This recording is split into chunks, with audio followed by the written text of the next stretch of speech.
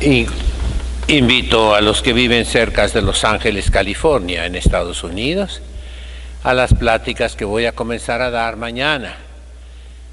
A las 6 de la tarde tengo la Santa Misa. Un poquito antes voy a estar confesando. Y luego la primera plática a las 7 y la segunda a las 8. Lo mismo será el miércoles, pasado mañana, 15 de noviembre. Santa Misa a las 6, primera plática a las 7 y luego segunda plática a las 8. El jueves 16 de noviembre la Santa Misa será a las 7 de la mañana. Y después de misa voy a confesar. Hoy les he preparado con mucho cariño a los señores cardenales, arzobispos y obispos alguna reflexión de un sacerdote ya viejo, con experiencia, sobre la predicación. Es algo fatal, es una desgracia en la Iglesia que ya no hay oradores sagrados, que nadie conoce la elocuencia sagrada. Francia, como todos los países cristianos, nos dio grandes ejemplos. El padre Lacordaire,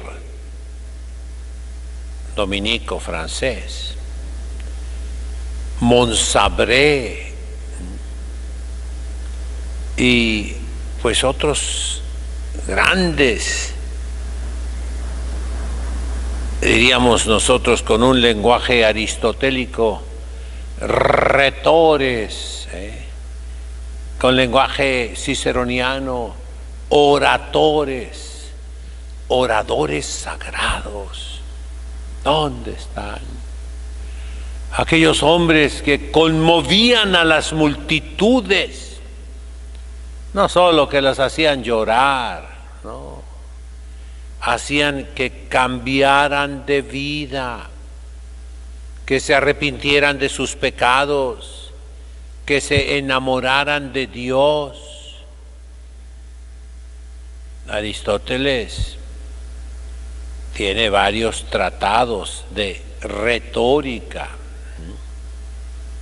da las reglas tomadas de la experiencia de todo el mundo griego, que toma la experiencia de la humanidad antigua, pero sobre todo los griegos, porque ellos en mínima parte, pero practicaron la democracia entre los puros ciudadanos, no los esclavos, no los sometidos, no. Pero la democracia se basaba en el modo de hablar, de convencer, de persuadir. Y entonces nos dice la finalidad de la oratoria es, por un lado, complacer, agradar, deleitar. Y eso también vale en la predicación cristiana. Cristo nuestro Señor predicaba y las multitudes se sentían contentas. Hay muchos recursos oratorios. Cristo utilizó mucho las parábolas, los ejemplos, las metáforas, las comparaciones, que son agradables de leer. ¿Cómo sería el escucharlas de los labios de nuestro Señor? Dice, repito, Aristóteles, la oratoria es para convencer, para agradar, para conmover. Y los autores cristianos, desde los padres de la Iglesia, grandes oradores también ellos, añaden para cambiar. Y repito, cambiar significa cambiar tu pensamiento, la metanoia. Metanoia en griego significa penitencia en latín, arrepentimiento, conversión, enmienda de la vida. Esa es la oratoria, mis hermanos. Y señores cardenales, arzobispos, obispos, ¿qué pasa el día de hoy en la iglesia? Yo, perdónenme que sea claro, ¿verdad? Pero llevo ya 40 años que no escucho una pieza oratoria. Escucho homilías insulsas. ¿Qué significa insulso? Que no tiene salsa. Cómanse un pescado cocido, que no tiene ni una salsita, que no tiene sal. Te lo comes como penitencia, pero con una rica salsa, ¿verdad? Y dice el Quijote de la Mancha, la mejor salsa es el hambre, querido Sancho. El pueblo tiene esa salsa y aprecia todo lo que le dan, aunque sea una lectura, aunque sea una homilía que te duerma. Yo consigo dormir gente también, pero mis hermanos, yo les suplico a los que tienen el poder en la iglesia, ¿cómo podemos transformar ese poder que tú tienes, padre cardenal, padre arzobispo, padre obispo? ¿Cómo podemos transformarlo en autoridad? No es lo mismo poder que autoridad, El poder se puede imponer con un arma, con violencia, con tiranía, con despotismo. Ese es poder, pero no es autoridad. La autoridad es admirada, reverenciada, respetada. La autoridad se impone por sí misma. Llevo 40 años sin escuchar un sermón convincente que llegue al corazón. Qué triste, mis hermanos. ¿Cómo se puede conseguir esa, pongámoslo ahora de otro modo, esa gracia de Dios de convertir los corazones? Primero con la oración, con una vida devota, una vida entregada. Eso es la devoción. Si tú te entregas a Dios, si vives para Dios, si tienes tiempo para Dios, si tienes conversación con Dios, te vas empapando de Dios, compenetrando de Dios, de manera que destilas a Dios.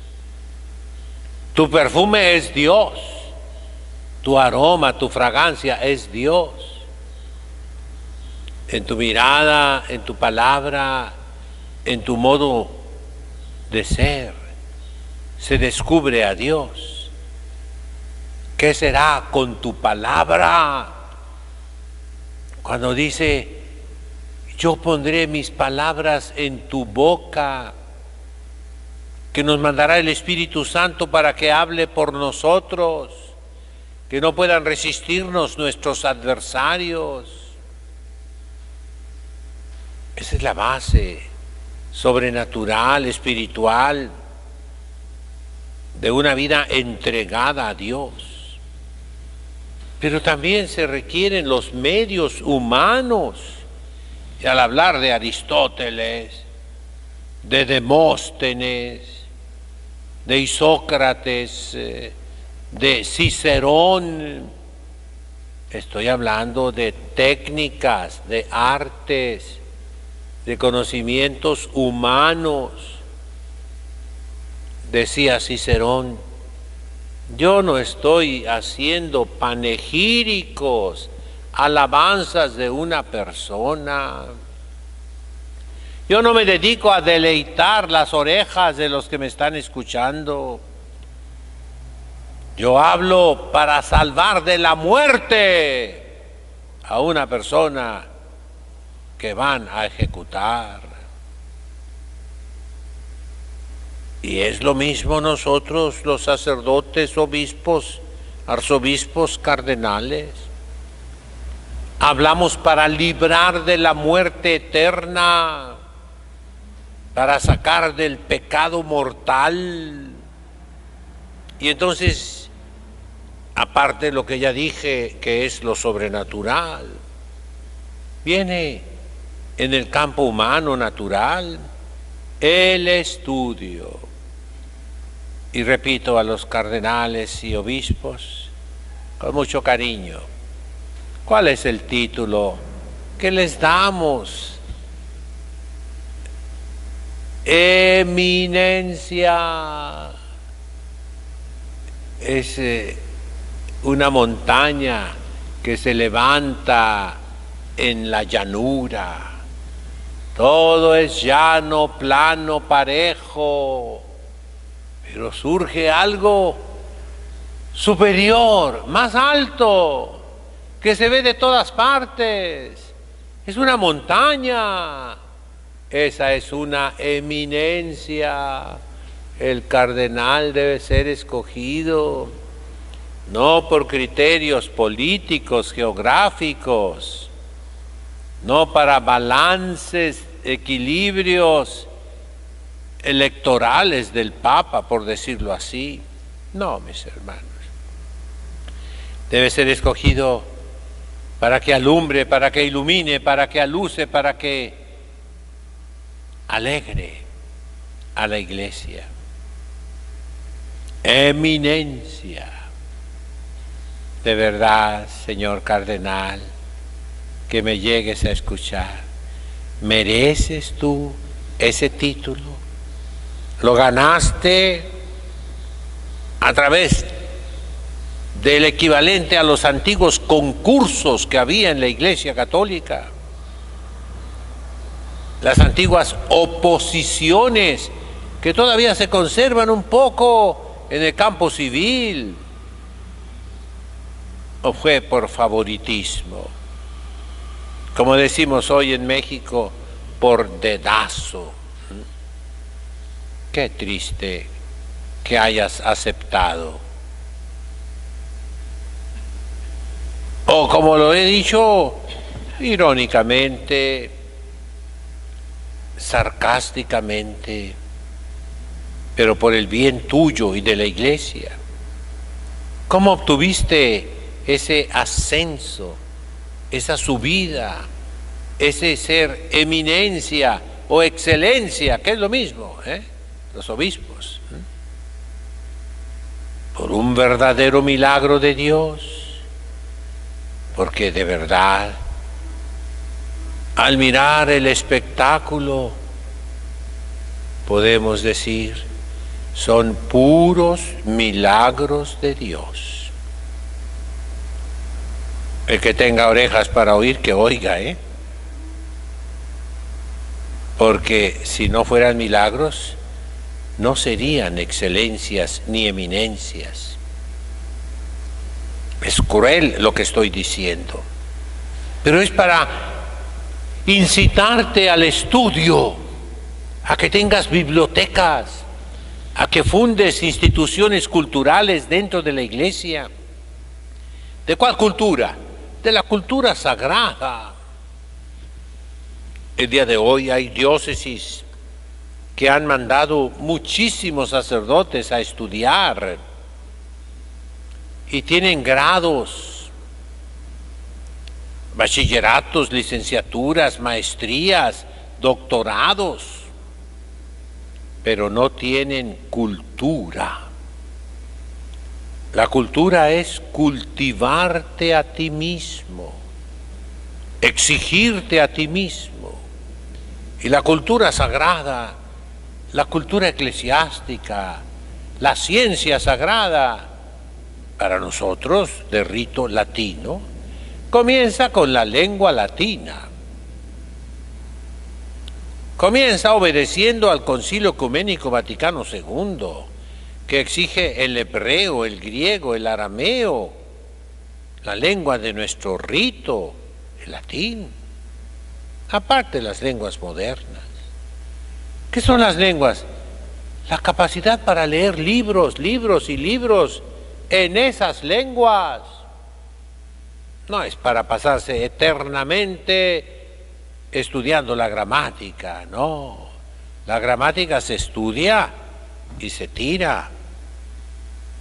Como dice ese dicho mexicano antiguo de los sacerdotes, en el cuerpo fortaleza, en el corazón la fe, los libros en la cabeza y en el aire siempre un pie. O sea, movidos, activos, pero los libros en la cabeza. Nadie sabe latín. Yo he estado en reuniones de obispos. La última fue en Portugal, cerca de Lisboa.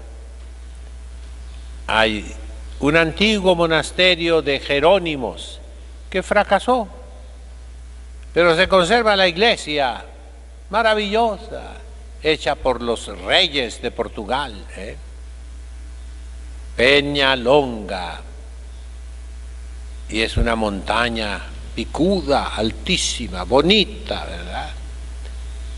Rodeada de bosques. Y me tocó ahí ir a traducir para varios cardenales, arzobispos, obispos de todo el mundo. Y entonces los dirigentes quisieron que la misa fuera en latín, lo que es correcto, ¿verdad? Repartieron a todos textos en latín. Aquí, antier, estuve viendo algunos. Y el pobre cardenal, que le tocó presidir, como dicen ahora, el santo sacrificio de la misa concelebrada. Qué papel tan triste con la lengua latina. Incapaz. Y era viejo, más viejo que yo. Entonces, la iglesia necesita grandes predicadores, grandes oradores, que arrebaten las masas a Satanás, que dirijan los pueblos, que cambien la sociedad. Y eso se hace con la predicación, como lo hizo Jesucristo nuestro Señor, como lo hicieron los apóstoles.